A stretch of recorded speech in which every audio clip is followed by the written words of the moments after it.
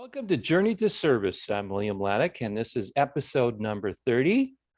And it is the first episode after the Calgary election of 2021. I'd like to welcome back Randall Earl Kaiser to the program. Randall, how the heck has your week been and what happened? What happened was legal Looniverse stuff. It just happened. I mean, I can say it now, but I couldn't say it before, like I was a pretty big long shot. And to get people twisted around coming out of the legal jurisdiction and saying, wait a minute, I'm a sovereign human being. I don't have to take orders from a governed mind. That takes a lot of twisting because it's just been indoctrinated into our heads for so long that it's okay though. So it's a new beginning, William. Yeah. I like the Journey for Service title. And if you're good with that, it'll be a journey to service with William and Randall instead of a story about Randall running for mayor, because we're on a journey to service together, brother. And that is in this monetary thing, which is the reason you and I met in the first place. Absolutely. And, sorry, let you finish. Go ahead. No, that's about all. Like that's how we ran into each other, was talking about how this huge monetary change is happening on Earth. And it's, it is the basis for all of this stuff that's going on, in spite of people wanting to say different, like there is a monetary aspect to everything when it comes to human constructs. Absolutely.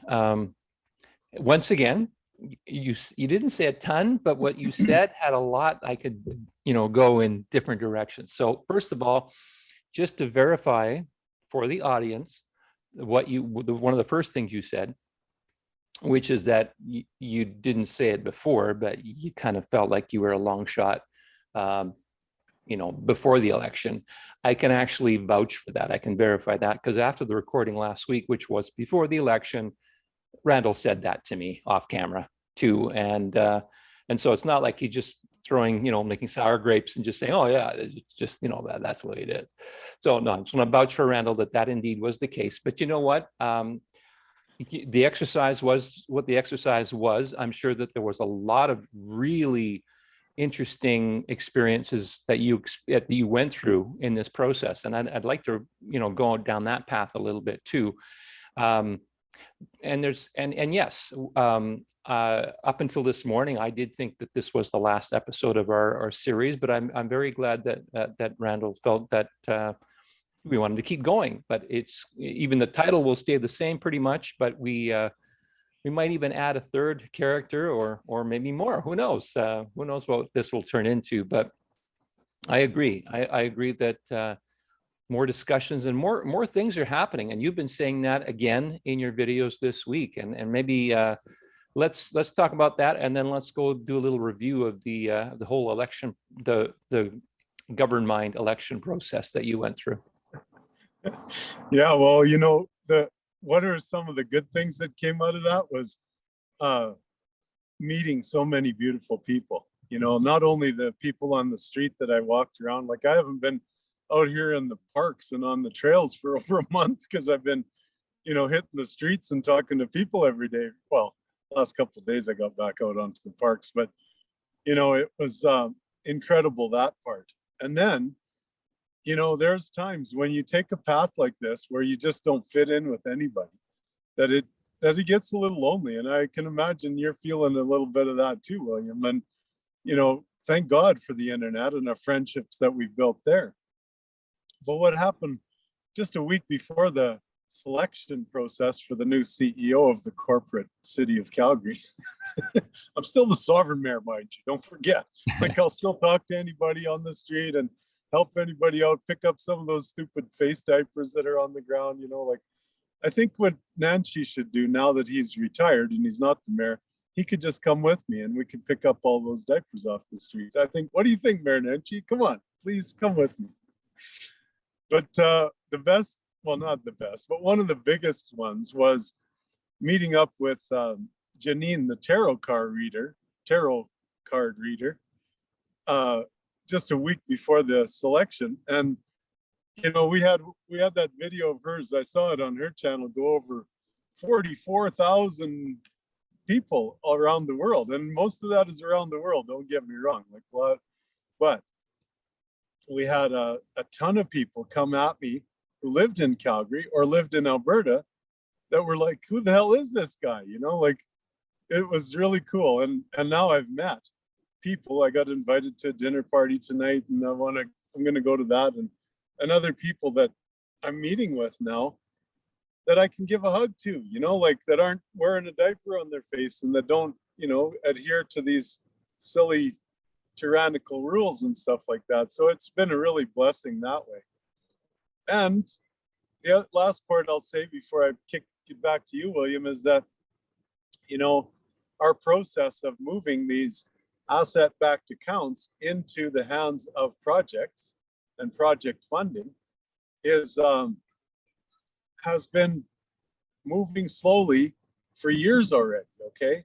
And there was nothing I could do to push that in the last 6 months. So why not run for mayor at the same time and take those phone calls every morning? I got another call this morning on my way down here from my guy in Australia. His name is Paul, young man who's got a computer genius mind, but on top of that, he's extremely creative. And he says, you know, the same thing that we've been saying all along. It's not so much switching over and deleting or taking out anything that's there already. It's just adding to, taking all of these asset-backed accounts that exist already and bringing them into projects. One of those projects being a gold-backed or an asset-backed US dollar, which is going to come, and it's going to be announced shortly. But that's just one project. Most of this is going to be private funding for individuals so that we don't need to think in terms of government all the time. Why do we need to have government to tell us and show us or control us or whatever? You know, we don't. We just need to bring that funding out into conscious individuals' hands and start new projects. If they're outside the city, fine. If they're inside the city, fine. But just get this circulation of funding going, because there's no limit to it.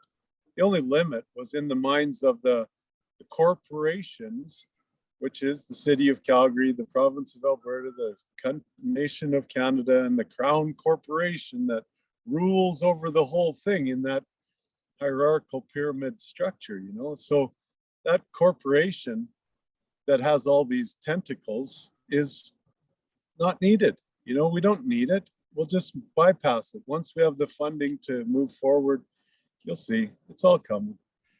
We've heard that, you know, we've been hearing that, and frankly, you know, when we first started this process 30 weeks ago, you know, we both, I think, felt fairly confident that, you know, this transition that you've been talking about would have happened before the actual election, but it didn't quite work out that way. And do you have any, I mean, I don't know how connected you are to these folks. I mean, you talked about talking to people who are, you know, getting these big deposits now starting to happen at the upper levels, but we haven't seen it at the level that most of us, you know, live and reside at. And is there anything more that you can say as to why it has taken so long for this process to occur? Do you have any, I don't want to say theories, but do you have any thoughts on that or awareness about that? Well, there's a few things happening. We're moving into a new consciousness realm for humanity. Okay, we're ever evolving. It's never going to stop. It's perfect, moving toward complete. That's how it started, and that's how it'll end. There is no ending. And the consciousness that it takes to do this, and the love, and the bringing of love and consciousness, and God being love, into the banking system, you can imagine how much of a challenge that is, because it's so filled with profit, greed, hoarding, you know, that aspect of it. And then below that, we've got this whole government structure that's diverting the minds of the masses these days into this other story that is, we don't even need to mention anymore because it's just so ridiculous. I mean, it's obvious to me that the good people have now said to these government organizations, you keep doing what you're doing. You can't stop now.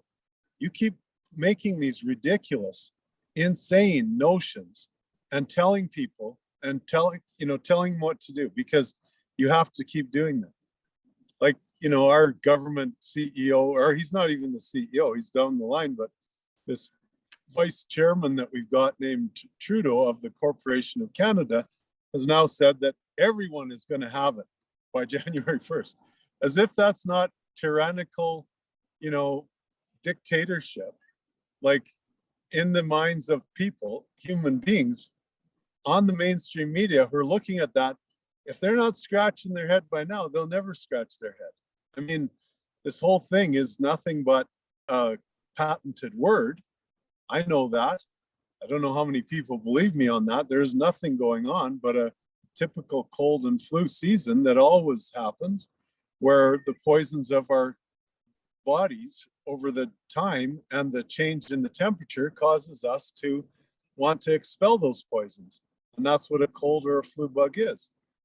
By putting a name on it and calling it something that starts with V, and then bringing in something that starts with a J or a wherever you do that, it's just insanity, and to see that people still buy into it. We never know from these election processes how many people actually are bought into it or not. Like in the end, they had the right-wing character and the left-wing character, one of whom was saying, I'm going to stop this. He lost, of course. And the other one that said she's going to continue it won.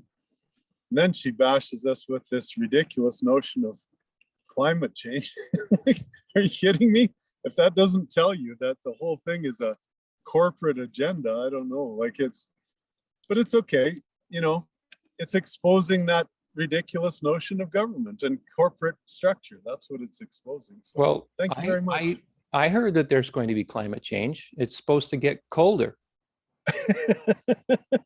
I've heard it for a few months. I've heard, well, I didn't mean just this winter. I meant just overall. I've actually heard it that we're going into a mini ice age in the next half a decade or so, that the temperatures are actually going to get colder according to the long-term statistics if you look back over time and notice the patterns and then extrapolate it forward.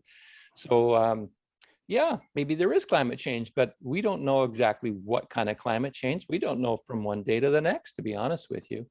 But what's interesting is that it does seem to me that we are creatures of resistance almost when it comes to the subject of change. That if anything changes, we don't believe it'll happen. And I think that that's a good example. I mean, the election was a good example, that it seemed like you said, the votes, at least, whether they came from real people or somewhere else, the votes seem to indicate that, nothing has really changed as far as the mentality of the voters, at least the voters who voted.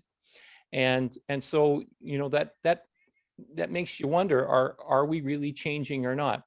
So there is one thing I wanted to say. I saw a video yesterday by Jason Shurka, who I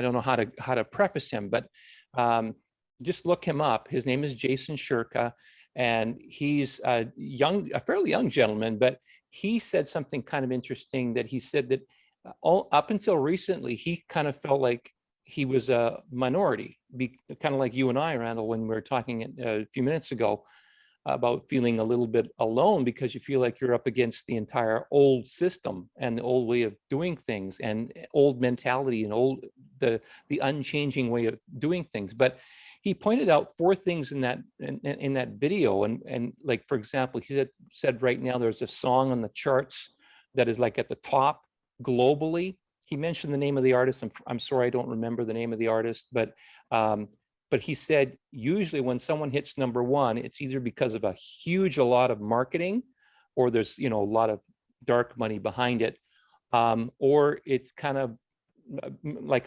almost like a fluke of nature. And this probably falls more into that. But he said that the message of the song was very positive, was very much in alignment with what you and I are talking about. So I'll have to do a little digging now and see if I can find that video. But he said there were 4 points, and that was only one of the points he mentioned. But he said that there's a lot more consciousness on the planet right now that is more in line with what you and I are thinking than the old way of thinking. So I just thought that was really, you know, fascinating, and just something for you to give you a little bit of a boost here as far as good news. Although you're not the kind of guy who gets down very long, are you? I never get down. I level up. Like, I'm always on an increase, but every once in a while you just kind of settle in on a flat plane for a while and then go again. Yeah. Well, that's the thing too, Randall, is that I mean, there were a few times when we noticed that, you know, you had maybe a few tears or that kind of thing, but you were never really depressed. It was always a matter of, there was always this feeling of something great was coming, something wonderful is happening, and you were always exuding it in the present moment. And this, I mean, a lot of people could be depressed based on the election results if they got the votes that you got. I mean, you didn't get a ton of votes compared to the person at the top, but that doesn't stop you. That doesn't, you don't kind of mope and say, oh, gee, I only got this many votes. You actually say, okay, that wasn't meant to be, but there was still something that I learned in the process, and there was a lot of things that other people experienced through me and my message. And I think you've also planted some seeds too. So can you get any kind of a sense of what your campaign, if I can call it that, might have done for some of the viewers and followers of you here in Calgary? Well, guaranteed it shocked a few, including our ex-mayor who I ran into, you know, like, to hear calmly the words that I said, and a lot of the other, you know, people that were in the campaign for mayor. I visited with some of them, you know, like I was online on some Zoom calls with some of them. And for them to even hear the words that I spoke was like, I could tell they were irritated because they hadn't heard anything like what I was speaking, you know, from anybody. And it scared some of them. I'm going to say, you know, about elections is that the structure of them, you know, because there's so much structure involved. Like I've said to a few times lately, is that less than 20% of the people that are eligible to vote in Canada put Justin Trudeau back into the prime minister's position. You know, that's just such a simple little equation there. And in the case of this lady that's in now, I think her total votes ended up about 170,000. So 1.4 million people, I think the city of Calgary is, I don't know, something like that. But, you know, you do that math again and take out all the children, of course, because you can't have them voting or they can't vote. But the numbers are probably about the same, you know, like about 20% of the people that are eligible to vote put that woman in as mayor. So, you know, the legal jurisdiction democracy process is very strange, number one. But you said a little bit about tears, and you know what? This week I did have a little bit of tears because when I thought, especially when I saw the lady that got in, although I don't know much about her position on two things. Okay, one is this ridiculous notion of climate change, and the other being that putting fluoride back into the water in Calgary.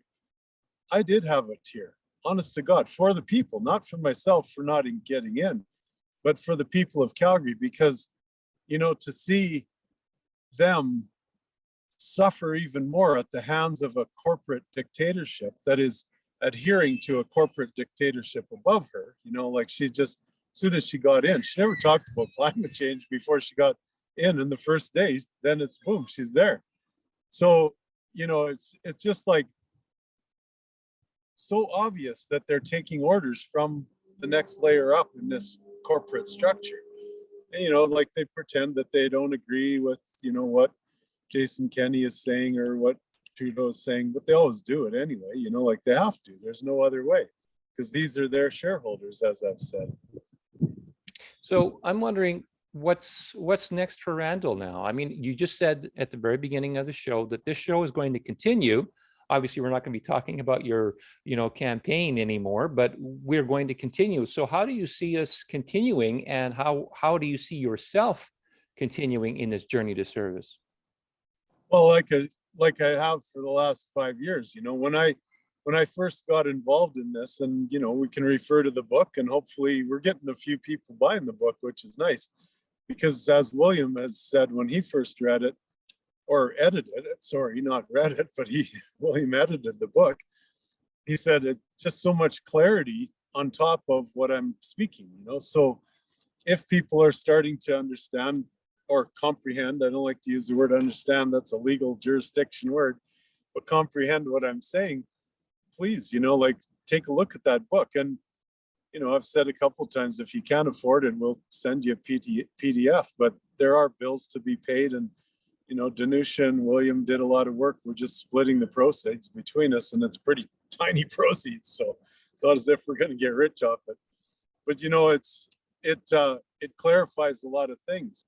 And that book is my path, and it still is my path, is to expose this truth about these unlimited, precious treasures that Mother Earth gave to us and that are stored away in hoards all over this wonderful planet, and the honeycomb that's underneath it, the tunnels and, you know, same roots of the trees that used to be here where they mined this gold and precious metals and diamonds and stuff out of.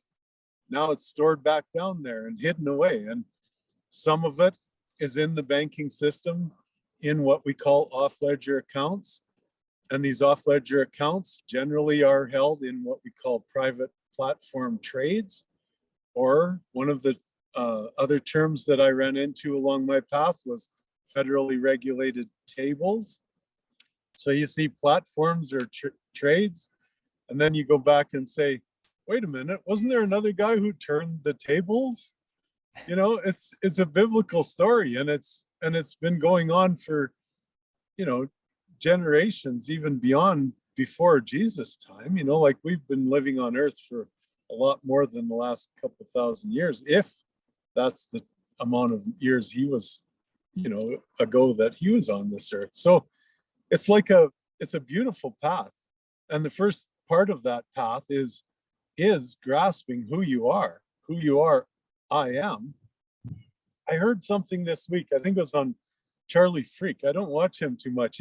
He's a Christian guy, but don't know if he was the one that said this or if it was someone else, but Christ, and then you say Christian. So Christian would be I-A-N, right?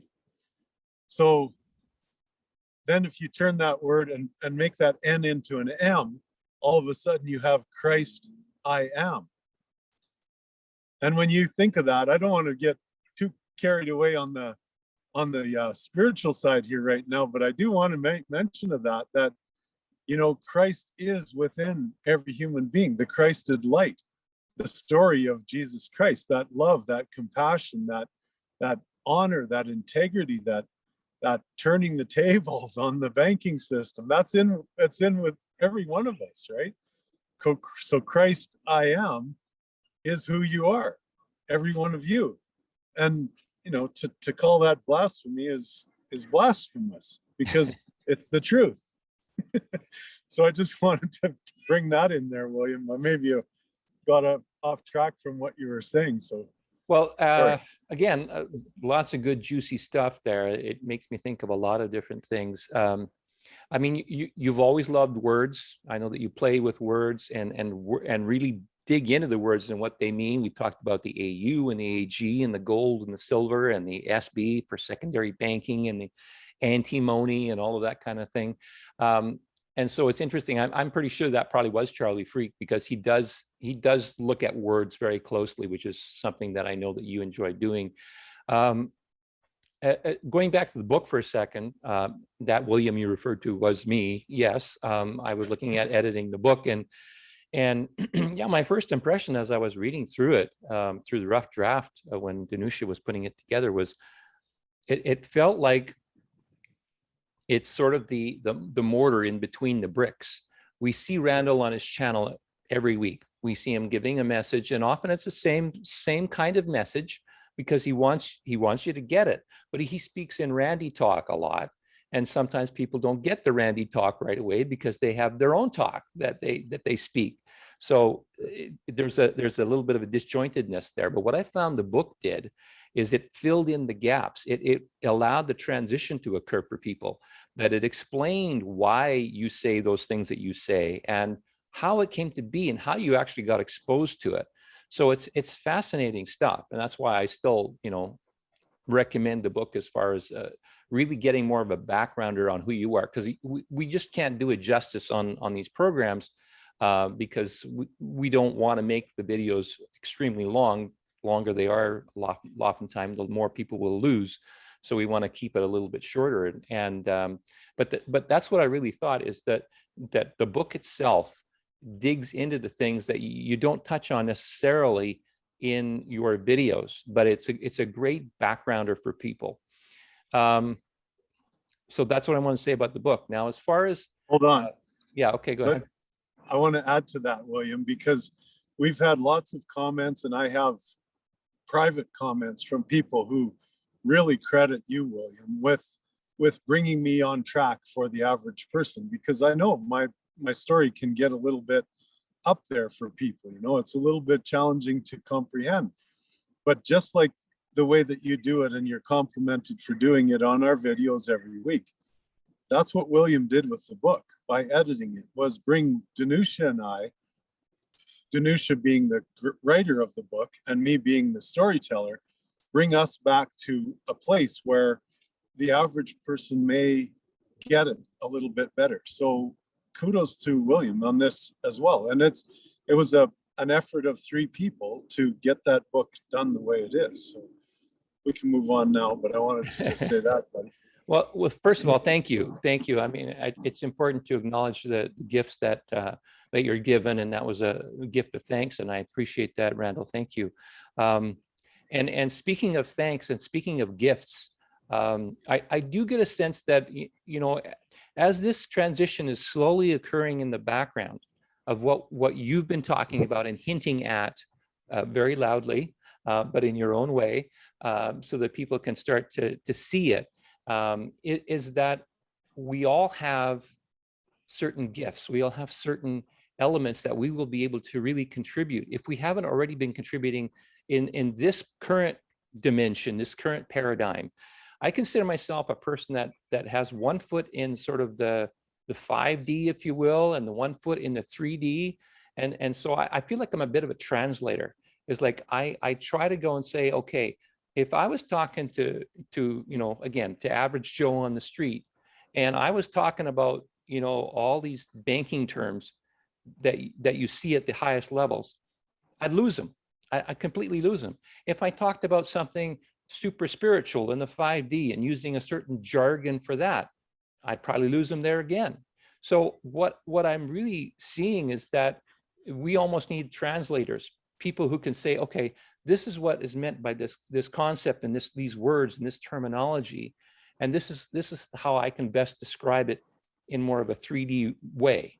So that's what I like to bring forward, and I do believe that that's something that I'm starting to discover for myself, that's what I have. I'm a little more skeptical. I don't just jump in and believe everything that everybody says and all these different truther videos, and I have a lot of compassion. And there's a part of me that wants to go and create videos and actually be on the videos where I'm going from a place of questioning, not saying this way is the only way, or this way is the right way, or this is my opinion and you should follow it, but rather say, this is what I've been following and I'm curious about it. I don't know what to make of it. What do you think? And present some facts and some points and allow people to listen. And also having conversations with people who do believe in this, who do believe in, and there's a lot of them. But how do we create a dialogue? How do we create, because I think that I do believe that there is an attempt here to separate, to alienate, to have us fight against each other. And if we can start talking with each other and respecting our decisions, like I just thinking this morning, Randall, your daughter told you that she made the decision to get this. To me, when I heard you share that story, I was in shock. I was actually sad, but you took it in stride. You didn't, you just said, you trust your daughter, you love your daughter, you know that she's takes care of herself and does all the wonderful things. So that for me was a lesson, to see that you can accept anyone regardless of whatever decisions they make. We're not trying to push one thing on you, but we are trying to shed a little more light to see things in a broader perspective and to question. I said a lot there. Is there anything within what I've said that you would like to talk about a little bit more? Yeah, well, we're probably gonna drift almost completely away from that story of this over time, because it was the one thing in the last 6 months that got me 2 strikes and then terminated on my YouTube channel, even talking about that, and just slipping up on one word. So I mean, I'd rather not talk about that much, and so much of it is based on giving it credit or credibility or belief as well, and all I'll say about my daughter is that she just completely believes that whatever it is, she can overcome it. And I believe that too. Not to say that I'm going to get it, because I don't need to, and I'd have no reason to. But it's just, it was her choice. Should she ever, get to a place where she's not feeling good, she knows where to go for remedies, and that's right here, because we are so connected, you and I, to the thousands of remedies for this that are out there. And any human being, anybody that's out there that has got this and wants some assistance, let us know. We can direct you. If not, tell you ourselves. I had a friend last week ask me, and I said, why don't you just make some hydrochloroquine? I said, I made some, and I gave him the recipe. And he says, how did you learn that? And I said, well, I don't know, I just from another angel friend of mine, I just shared it. And if that's not having an effect and you're not feeling better, then fast for a couple of days. Just take your body to a place of autophagy, so that anything that's foreign is going to just get eaten up and taken out.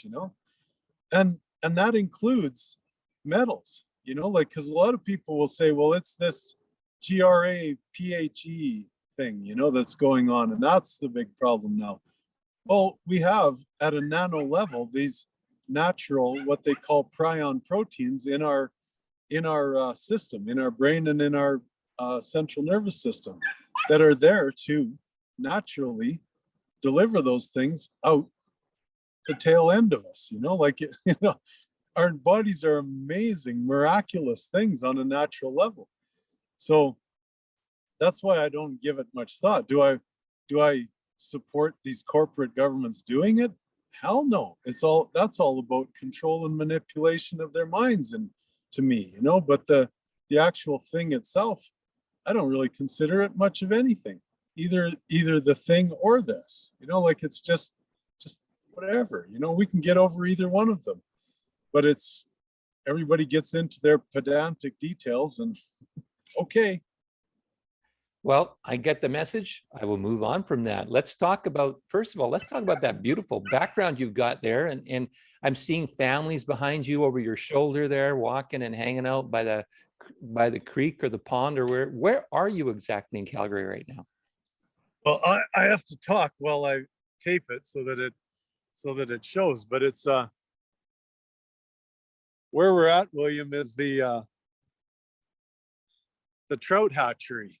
Okay, so this is where they hatch a bunch of little trout and set them loose in the river. That's why Calgary has the best fly fishing in the world, because of this thing. They just stick them in the river, and then they say you can't keep them even though they're sterile. They're modified fish that they're throwing in there.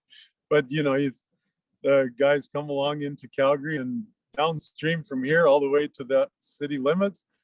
Best fly fishing that you can imagine. Like, it's beautiful. But yeah, that's where we're at today. There's dogs barking and children playing, and still some leaves on the trees. We had a beautiful rain yesterday that just moistened everything up again for the fall and get everything ready for a freeze down in another month or two. And just a beautiful spot. Yeah, it looks like you're having a great fall in Calgary this year too. Tremendous. That's awesome. I wanted to talk about one more thing as well that came to mind in some of the conversation that we've had, and that is about, we talked a little bit about it already. We talked about change, where people have grown up with certain ideals, ideas, beliefs, ways of doing things, routines, and basically, I think a lot of your message breaks that up if people really accept your message. And do you think that people have a hard time accepting some of the things you share because of that, because it just doesn't fit anywhere inside of that reality that they have? Yeah, for sure, William. I mean, when people will latch on to fear stories quicker than positive stories. So my story hasn't exploded, and we haven't gone viral because it doesn't have any fear to it. It doesn't have any destruction. People will jump onto these investors and speculators, and 50,000 views and hundreds, they just explode when they talk about, well, I know how, what's going to happen to the US dollar. It's going to go for shit, and you should buy silver, or you should buy Bitcoin, and all this investment and speculation stuff. People just jump onto that. And it's all fear-based, right? But a story based on love, abundance, and adding to or working with is kind of boring, especially when you can't see any progress, and that's been my challenge, is that kind of a boy who cried wolf story, where I haven't seen any progress, in spite of the fact that these speculators that have been telling of the US dollar crashing for 10 years, they'll still go back and listen to them, because, oh, Jason, might happen. There's fear. But they haven't moved anything either. Nothing's changed there. But yet that seems to get their attention. But it's, it is a simple story that I have too. It's not complex. It's just that simplicity of massive amounts of gold instead of this lack and limited story, corporate limitations story that we don't have very much, and we got to steal it from somebody so that our government has more power, and all that crap that that was in people's minds. There's so much of it but it's still got value in our minds. Like, people still like shiny things. They like to have a ring, or they have a necklace out of gold, or a big rock on their finger or something. So those precious things of Mother Earth still have value. And all we need is God's energy, which is the energy in you and I, to transfer that value through a medium of exchange, okay? And medium of exchange, often people say that's the currency of a nation. To me, it's not. The medium of exchange is the bank itself, okay? It just guides it through, It's like the bank of the river. It just guides the flow. And that medium of exchange is all that's needed for a peer-to-peer transaction from these accounts that already exist, as I've said, to the projects that are beneficial to all, do no harm, and give us the comfort income that we were selling people in the Mayoralty campaign that nobody grasped. Nobody grasped that. You mentioned something interesting yesterday in your video, where you were walking from NMAX Park across the bridge. I love that video. It was great. Thank you. Really broke it down for us. You were very, it was very patient. You know, you were sort of explaining it to people, especially the new people that maybe just started watching you recently. So it was awesome. Even and the other video that stuck out this week on your channel, the ones that you do solo, was the Global TV one, actually. Basically just some of the things that you shared about the conversation that you had with one of the reporters there. It was a little sad in that they said that they couldn't report certain things because they were limited by what the Alberta health and safety folks were talking about. And I found that a little bit sad too. But back to your comment, I think what you're saying too is that love is patient, love is kind, but sometimes love can be a little slow. You know, it takes that extra effort, and it's all. I almost get a sense of a sort of a maternal energy about it. You know, where you keep portraying the same message, the consistency of the same message, and you keep sharing that, and you keep just patiently waiting for it to sink in, and then you say it again, and then you wait for it to sink in, and you say it again, and it's very slow, and it's very methodical, and it starts to spread, but very slowly. It's not like, you know, going viral, like you said. It's a different kind of growth. And you could even say that about, you know, plants and just the way Mother Nature works. Is it's slow and gradual, but what comes from it is absolutely gorgeous. Oh, it is. And just think of these two words on a masculine level: germination. Okay, when the big bang happens and that one little semen gets through into that egg, right? That's the big bang. That is the germination. And then there's the gestation, which takes months and months and months for that baby to be born. And then once it's born, then it goes through this process of, you know, in a female, from the flowering of a child to, you know, all of the, you know, things that a woman goes through, birthing a child, and then, you know, the menstruation process and all these different things that men don't go through, you know.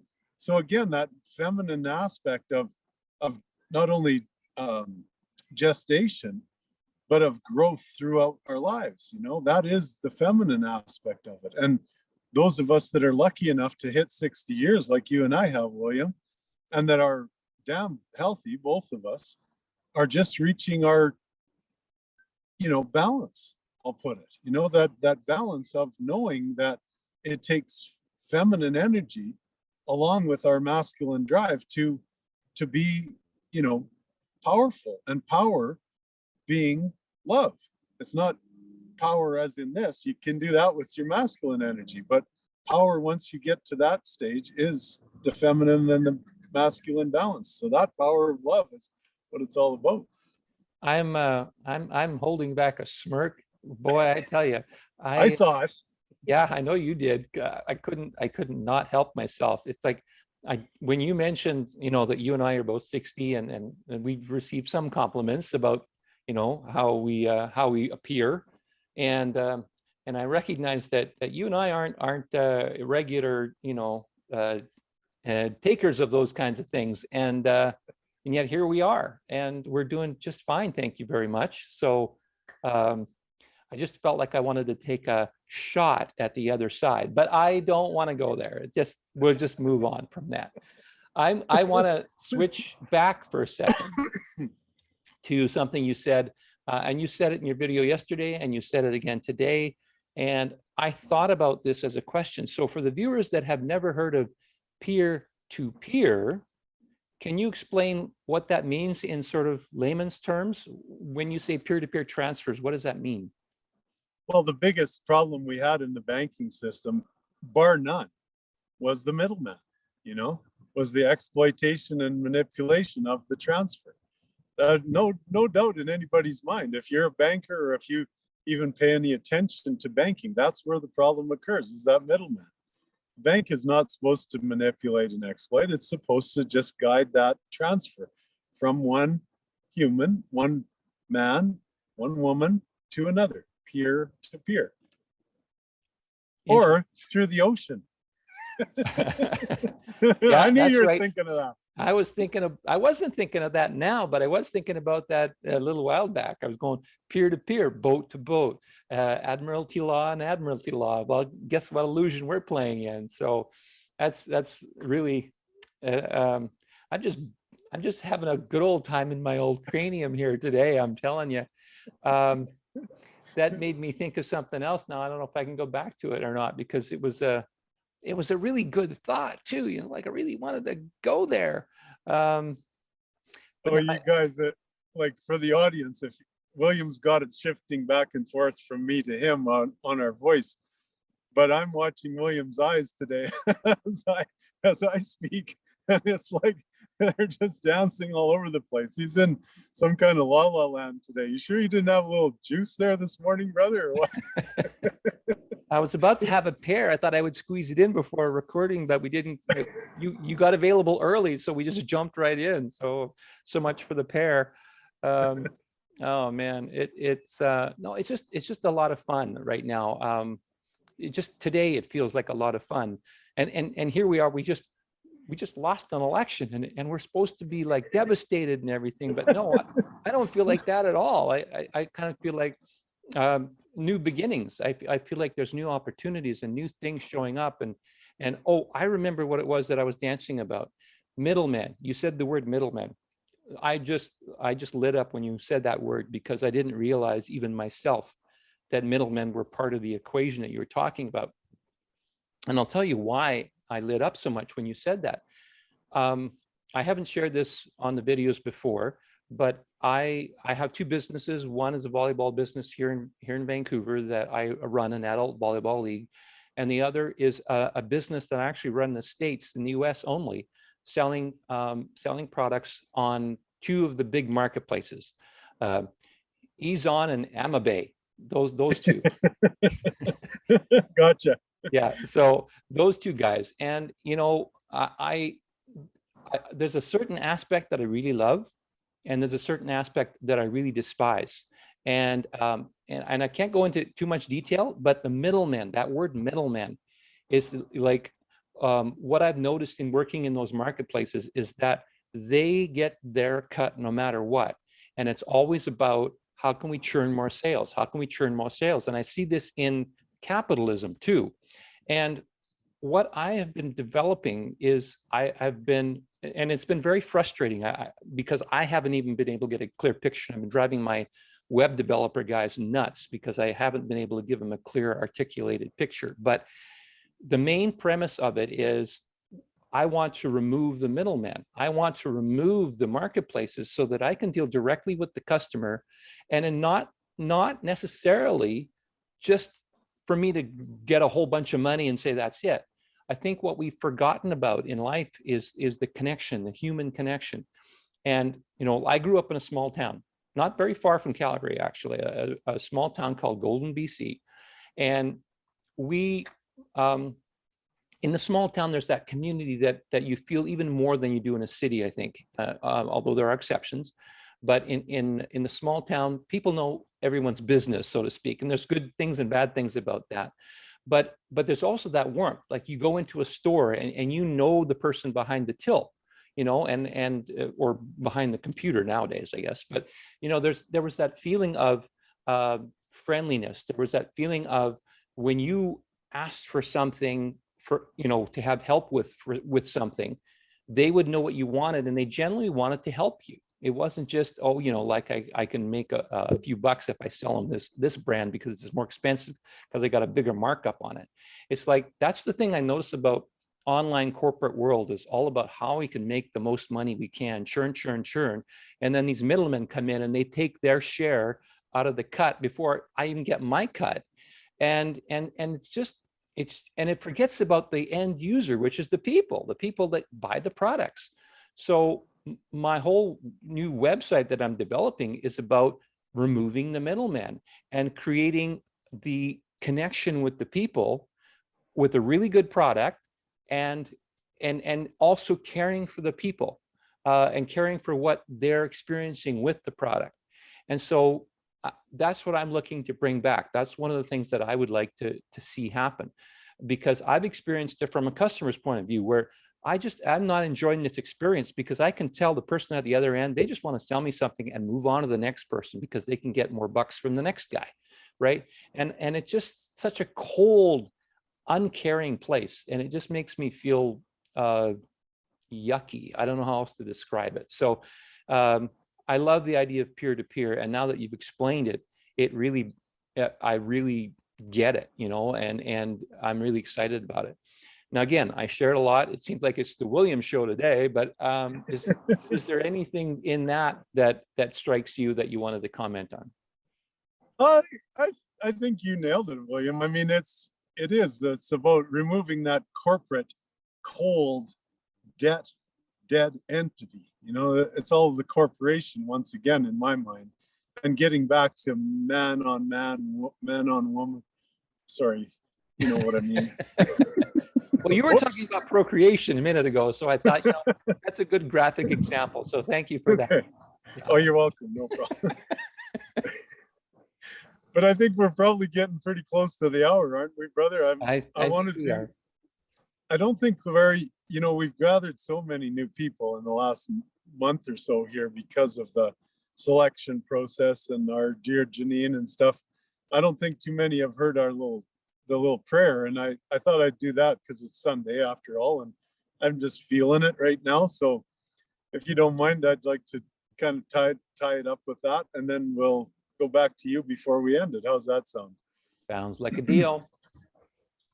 So what I'll do is the parts that I add a little bit to myself to this prayer, I'll put up my finger when I do that, because it's Aramaic version of the Lord's Prayer is what it is. So we can call it Christian if you like, but it's Christ I am, and so are you. And I think in terms of a lot of respect for Jesus Christ myself. So not being a Bible thumper, or I don't even go to church. I do that out here, But I wanted to say that this Aramaic version of the Lord's Prayer is something I learned over 2 years ago, and I say it to myself half a dozen times or more every day. So, O cosmic breather of all radiance and vibration, soften the ground of our being and carve out a space within us where presence can abide. Fill us with creativity so that we may be empowered to bear the fruit of our mission. Let each of our actions bear fruit in accordance with our desire of abundance, sovereignty, health, love, and euphoria for all. Endow us with the wisdom to produce and share what each being needs to grow and flourish. And thank you for untangling the last thread of destiny that bound us, as we release others from the entanglement of past mistakes. We love you. We're sorry. Please forgive us. Thank you. Our pleasure to give, to receive, to share, and to serve you. Do not let us be seduced by that which would divert us from our true purpose, but illuminate the opportunities of the present moment. For we are the ground and the fruitful vision, the birth power and fulfillment, as all is gathered and made whole once again. Thanks, William. Thank you. And that Aramaic prayer can be found in the book as well. And the book is available on Amazon. Speaking of plugging and corporation and all this good stuff, buy our book. Go buy our book. It's there. It's for you. You'll get the best out of it. Yes. Right on, brother. Danusha will be happy with that. Yeah. Well, yeah. Well, Danusha put the most work in, so she deserves the most credit, I think, based on Randall's story, but Danusha put a lot of blood, sweat, and tears and cosmic rays and all those wonderful little pixie dust things that she puts in. And we are very grateful for Danusha's contribution. And as far as our contribution, who knows? Next week, we could be looking very different, but we are continuing a journey to service. Randall, if you can close us off, we can call it a day. And thank you so much for allowing me to babble on today and carrying on with my stuff. Can you please put a link to one of Danusha's lovely videos, Danusha Kazmarek, on this one? Because let's share some of that beautiful wisdom of Danusha's with the rest of the people that watch this video too. She's an amazing human being, amazing woman, with peace, harmony, love, abundance, and freedom for everyone and everything every day on our minds. Abundance, sovereignty, health, love, and euphoria keep having fun, guys. We're almost there.